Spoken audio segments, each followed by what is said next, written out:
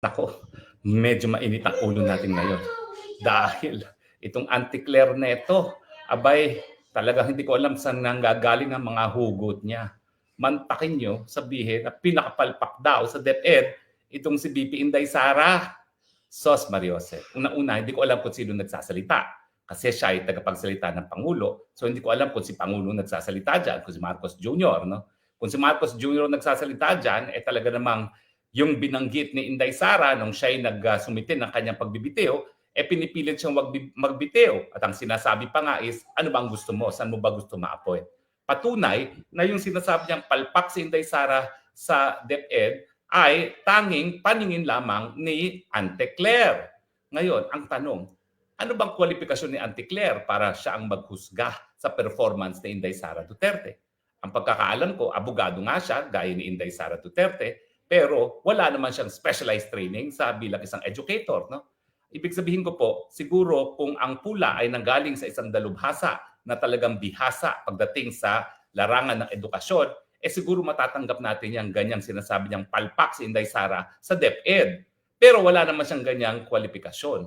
If at all, yan po ay napakasama sabihin sa kapwa abogada. Dahil alam nyo kami, bagamat iba't ibang mga larangan ng aming pinapasok bilang mga abogado, hindi natatanggal yung pagka-abogado namin. No? Dapat naman may konting respeto sa kapwa-abogado. At alam ko na bagamat tayo nasa larangan ng politika at talaga namang mahilig manira ng manira itong Marcos Jr. administration, eh dapat naman hinay-hinay kapag ang pinupulaan ay ang kapwa-abogada. Pero dahil nagsimula si Auntie Claire, simulan natin ang paghihimay-himay niya. Unang-una, siya ba'y qualified para mag-assess ng performance ng isang kalihim sa DepEd? Gaya sinabi ko, wala siyang special na kwalifikasyon. Bokya. In other words, ad hominem. Walang basihan. Meron bang pag-aaral na formal na ginawa na pinakapalpak ang 2 taon na paninilbihan ni Inday Sara sa DepEd? Wala. Bokya.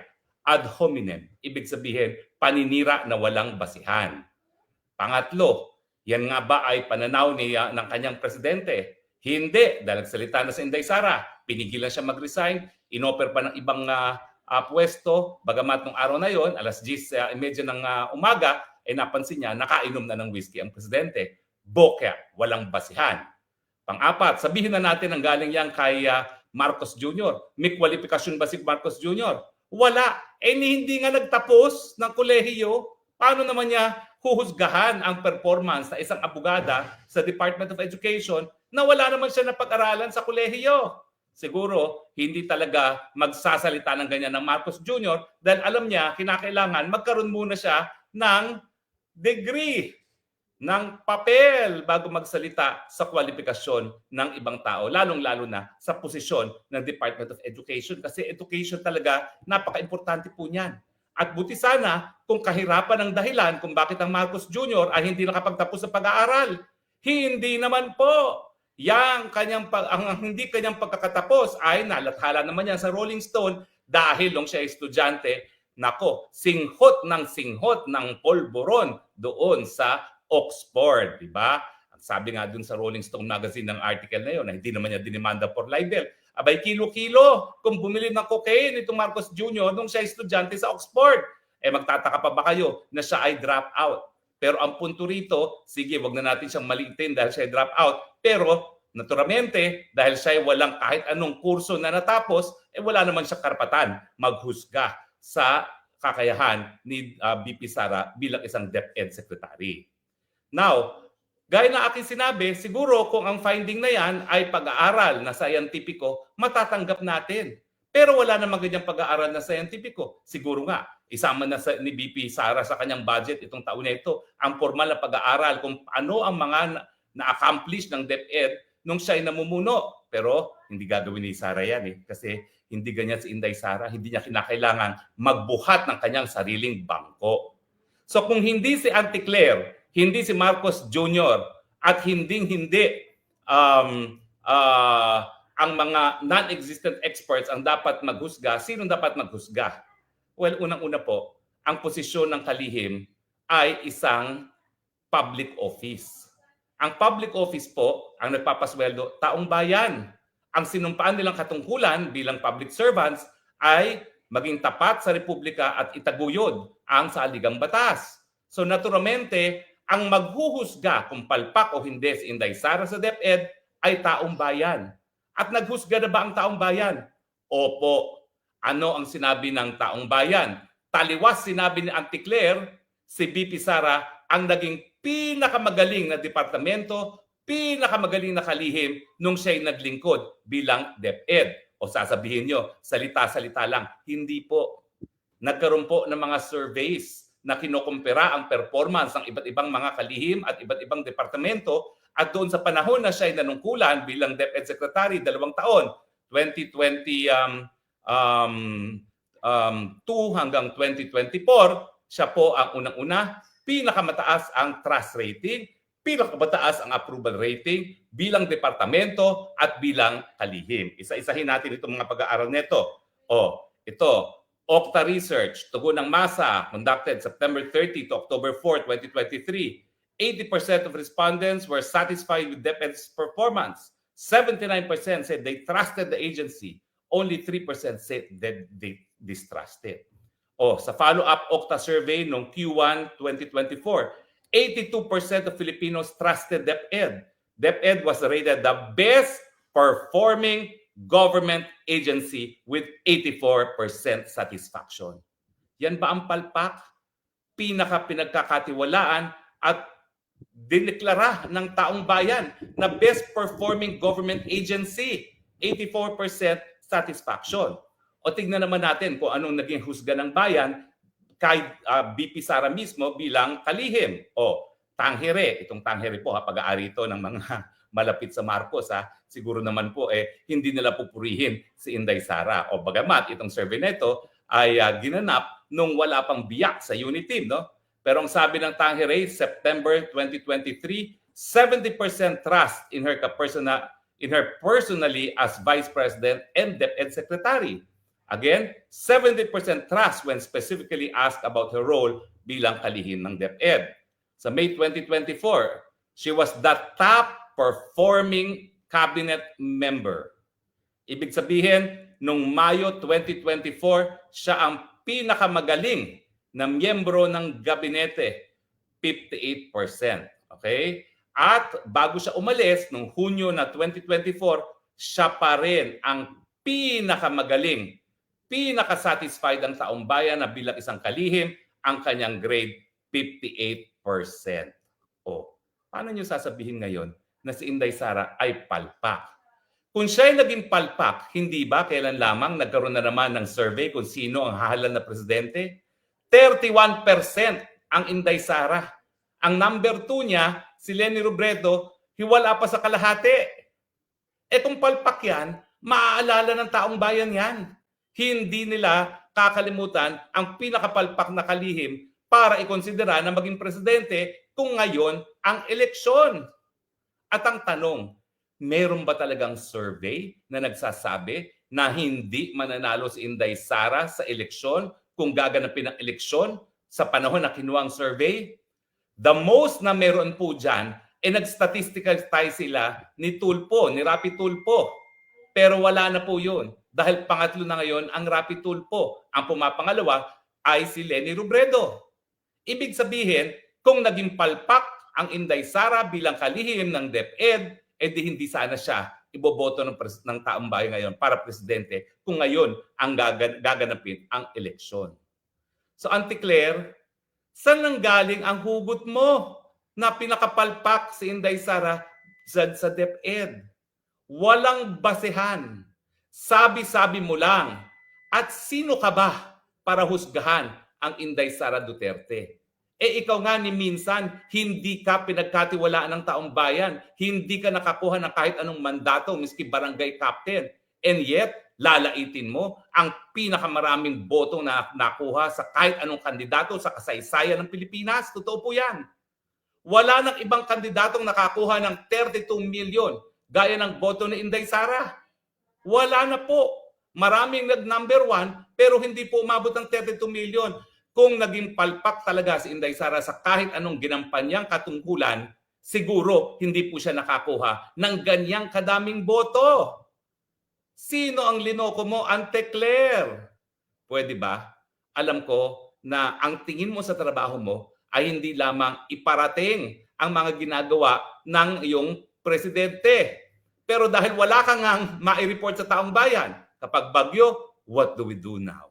Pag nalulugi ang GSIS, what do we do now? Eh si Mr. What do we do now, dahil wala kang magawang iba, ang ginagawa mo, tinitira mo na rin ang magiging kalaban ng inyong administrasyon. At ano ba itong reklamo mo na walang ginagawa si Inday Sara kung hindi siraan ng presidente? Hello, Ante Claire, hindi para siraan ng iba ang presidente. Yung presidente mismo ang dahilan kung bakit walang tiwala sa kanya ang taong bayan, hindi dahil sa paninira. Ano bang pinapakita niyong accomplishment matapos sa 3.5 taon? Yung 5,500 flood control project na nagiging dahilan ngayon kung bakit nagiging lawa ang buong Pilipinas kapag tag-ulan. Yung kanyang paghahabol di umano sa mga walangyang contractors na lumamon ng flood control project, eh bakit? Ang pinakamalaking mga nilamon dyan, ang pinakamalaking mga kumpanya pag-aari ng napakalapit sa kanyang mga aliado sa gobyerno, sa Kongreso. At ang mga nanglamon ng mga Daba ng Bayan dyan sa mga flood control, mga congressman na napakalalapit sa kanya. And yet, sasabihin niya, ipakukulong niya. Sige nga, ipakulong mo si Zaldico. Sige nga, ipakulong mo yung kapatid ni Zaldico. Sige nga, ipakulong mo si Speaker dahil lumalabas na sila ang pinakamalaking nakuhang mga allocation para sa flood control project. Sige nga, ipakulong mo yung Dong Gonzales na naging Deputy Speaker at yung iba pang nasa listahan na top-notchers pagdating sa pondong nakala, pagdating sa flood control. And yet, sasabihin mo, magrereklamo. Sige nga, nasaan na? Yung kongresista ng Mindoro, sabi mo talagang nagsabi ng local government units, talagang walang katuturan yung mga flood control projects doon. Yung mga congressman na talagang responsable diyan sa mga ghost projects sa Bulacan. Sige nga, ipakulong mo. Hindi mo kaya ipakulong yan. Kasi yung mga yan, nabigyan ng sandamukal na pondo para sa flood control dahil nanilbihan sila ng tapat diyan kay Marcos Jr. Kaya hindi mo yan mapapakulong. Yan ang dapat puntiryahin mo. Dahil yung sinasabi niyong ninakaw ni Inday Sara na 125 million, wala namang pruweba at merong certificate ang COA na tama at walang problema sa mga report na sinumite ng DepEd para sa kanyang mga pondo na ginastos. Di ba malinaw naman yan? Siyempre, sinasabi niyo, na-dismiss lang impeachment, hindi naman ibig sabihin, wala siyang pagkakasala. Bakit? Meron bang presumption of guilt? Ang alam ko, merong presumption of innocence at hindi presumption of guilt. Kaya wag mong sabihin na palibasa may paratang, guilty na sa Inday Sara. At yung mga kabalbalan mo na sinasabi mong palpak sa Inday Sara, nasaan ang suporta? Ako, nang sinasabi mong kabalbalan lang yan, sinuportahan ko ng datos. Ano yung datos? Cross-sampling research. Yung ginawang cross-sampling research survey ng mga research outfits na ginawa sang-ayon sa isang scientificong mga pamamaraan na validated kahit kayo naman kasing survey hanggang ngayon, walang ibang iboboto bilang presidente, walang ibang pinagkakatiwalaan at pinaaprubahan na opisyales sa gobyerno kung hindi ang Inday Sara Duterte. So alam ko mahirap yung trabaho mo kasi nagpapakute ka at nagpapagaganda ka pa lalo ng papel mo kay Marcos Jr. Pero wag mong gawin yan at the expense of your own credibility. Kasi pag ikay nagpula na walang dahilan, mawawalan ka ng kredibilidad. At saka, abogado ka pa naman. Hindi ba tayo mga abogado, we live by the rules of evidence? So ipakita mo, Ante Claire, nasa ang ebidensya mo na napakapalpak ni BP Sara nung siya ay kalihim sa DepEd. Ako, nagpresenta ko ng datos na siya ang pinakahinangaan at ang DepEd ang pinaka-approve at pinaka-satisfied ng taong bayan nung nanungkulan si BP Sara. Anong ebidensya mo? Wala. Akala mo, palibasa, napakalakas ng mikropono mo, lahat ng maririnig ng tao sa mikropono mo ay katotohanan. Ebidensya, ebidensya, ebidensya. At habang wala kang mapakitang ebidensya, laban doon sa mga ebidensya na pinakita ko na ang taong bayan naghusga na sila ay more than satisfied doon sa performance ni Inday Sara bilang DepEd Secretary, ang aking rekomendasyon, shut up. Less talk, less mistake. Bye. Maraming salamat po sa inyo. Patuloy na pagtangkilik. Pasensya na kayo. Nagkagaliiti ako. Nag-exercise na nga ako. Hindi pa ako naliligo dahil gusto ko nang ilabas yung kabusitan ko. Akala ko pag nag-exercise ako, mawawala na yung busit ko dyan kay Auntie Claire na yan. Pero ang pikon ay talo. Tayo naman yung nagsasabi, suportahan lamang ang mga paratang ng ebidensya at pagdating sa ginampanang katungkulang ni Inday Sara, ang ebidensya po, kabaliktaran ang pinapakita.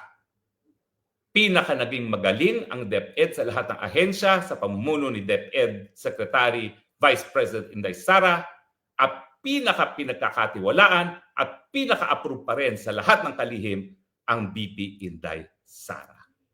I rest my case. Salamat po sa inyong patuloy na pagtangkilik ha. Hanggang sa muli po, ito po inyong spokes ng bayan nagsasabi, I love you, Philippines. You're the only country that I have. You're the only country that I love. Maliligo na ako ngayon. Bye!